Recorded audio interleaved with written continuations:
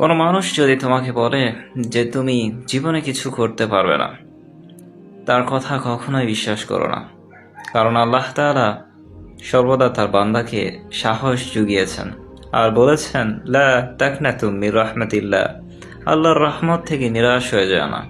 যখন জীবনটা প্রচুর কঠিন মনে হচ্ছে, জীবনের কোনো উদ্দেশ্য নেই, জীবনে কষ্টে ভরে গেছে, নিজেকে ছোট মনে করতে শুরু করেছ, আজকে তোমার কাছে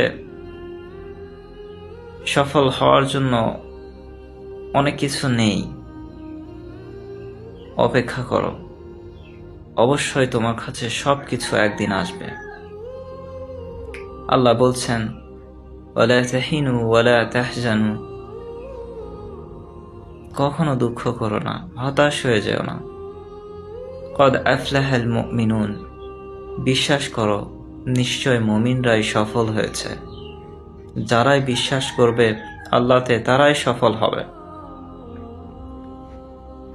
বদরের ময়দানে মাত্র ৩১২ জন মানুষ ছিল, সাহাবী ছিল ১০০০ জন। মক্কার কাফেররা, তারা জিততে পারে নাই। আল্লাহ কখনো সংখ্যা দিয়ে বিজয় দান করেন না।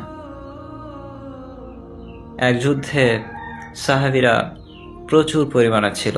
তারা চিন্তা করলো যে আমরা তো জিতেই গেছি।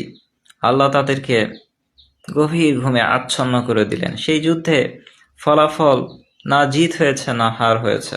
আল্লাহ তাদেরকে বোঝালো যে আমার উপর থেকে বিশ্বাস হারিয়ে গেলে জিততে পারবে না, যতই সংখ্যায় হোক না কেন জিততে পারবে না তোমরা।